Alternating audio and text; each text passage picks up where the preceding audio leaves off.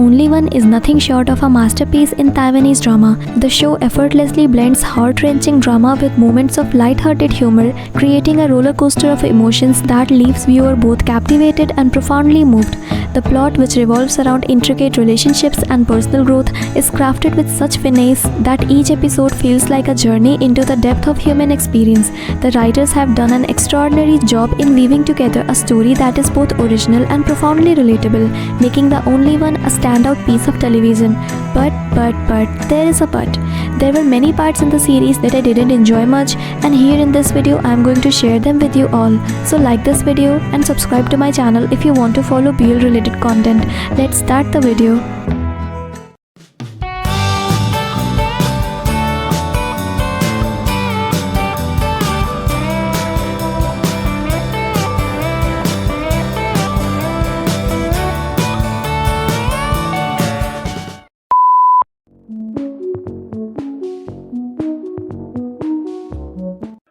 The aggressive competition in school and ranking system do exist. There's no denying in that, and The Only One tried to point it out, but they never really tried and succeeded. Although the rank-based system in a school can be a source of motivation for some students to work hard, it can also demotivate a lot of students and make them feel insecure about themselves and inferior to other top students. Like Shi Jiahao fell victim to this, but that's their culture and school environment. They cannot really show something else, right?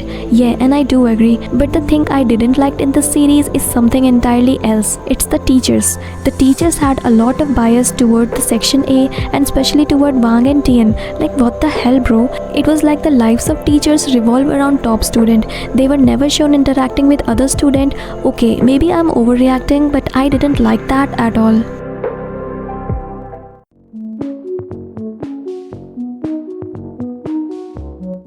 Parents of both Wang and Tian were so nice, and they always heard whatever their sons felt and had to say. Yes, they had their shortcomings, but like they never screamed or even forced their children to do anything.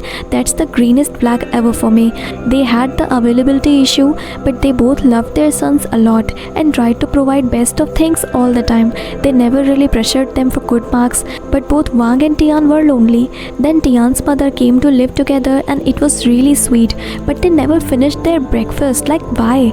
Your mother has cooked something for you both and you guys are just going to take a bite and run away? Like, that's a crime. And they both were weirdly free to roam around and used to sleep very late. Like, that's not very normal for an Asian household, but their parents never questioned them. So who am I? I loved their parents.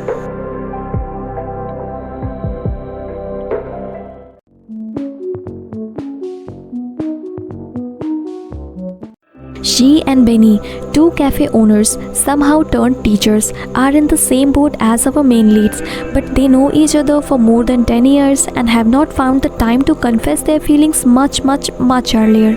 But somehow I assumed that both teachers were together, but much later on we learned that's not the case. That's also the reason why the female teacher, Miss Jing, has so much screen time, but for no clear reason at all. To be honest, these two characters were boring. I continuously had the urge to skip them. They were forcefully given importance, like how in the earth these cafe owners are teaching in the school just because they were good in their studies. It seems like they just wanted these characters to get close with our main lead somehow. This is a big downer of the whole show.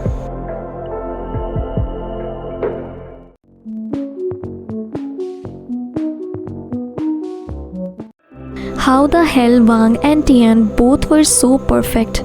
Like, they both were good in studies, and that's understandable because they were seen studying and working hard. But they both were exceptionally good in sports.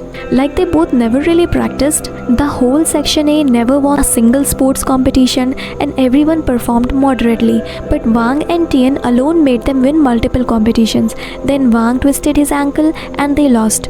But our dear Wang apologized for getting his ankle twisted, and without him they lost. What a joke. That made no sense at all. They were treated like the main characters, which they literally are, but I just don't like it. The girls were fawning over them, and let me say one thing, and please don't hate me, please. Wang and Tian were not that exceptionally good looking. Like, all the classmates looked too good to be real. Every single guy in the series was good looking, not just Wang and Tian alone. At least the girls didn't scream every time they saw the main lead. That's a relief.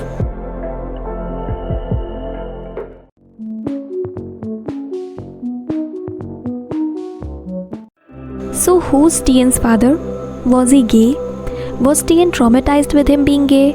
Is Tian facing internalized homophobia? There is no clear explanation of this particular scene. Tian's father seems to want him back though. That's all we know for now. They could have explained more of this instead of pointless filler scenes of Miss Jing and her two best friends.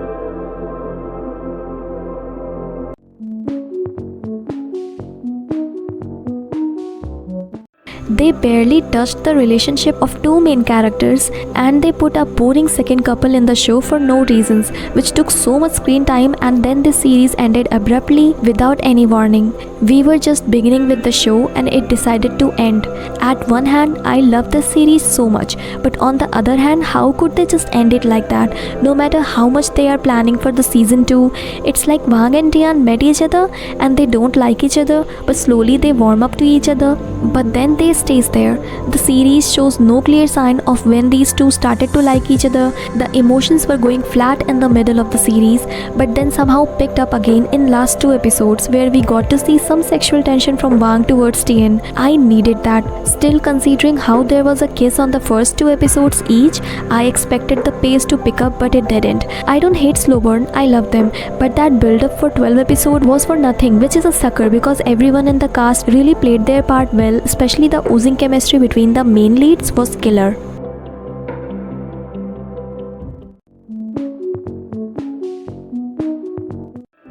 We get an unsatisfying ending because it looks like it was designed to have 2 seasons. Now we have to wait and see if we really get a second season, which is not a given, although I am sure there will be another season, but I don't like to wait. The series could do so much in 12 episodes, but they choose to produce filler scenes instead, like they could have shown more of the moms and dads romance or their POV. But still, I really loved this drama. After all the nitpicking that I did in this video, I love this BL. Don't get me wrong, but I wanted to see the outcome of their romance. But now that I know I will have to wait for another season, I can't help but do think of other things that could be better in this series. What do you guys think? Comment down what you liked and didn't like about this series. I would love to understand your thoughts, and don't forget to subscribe for more content on your favorite BL series.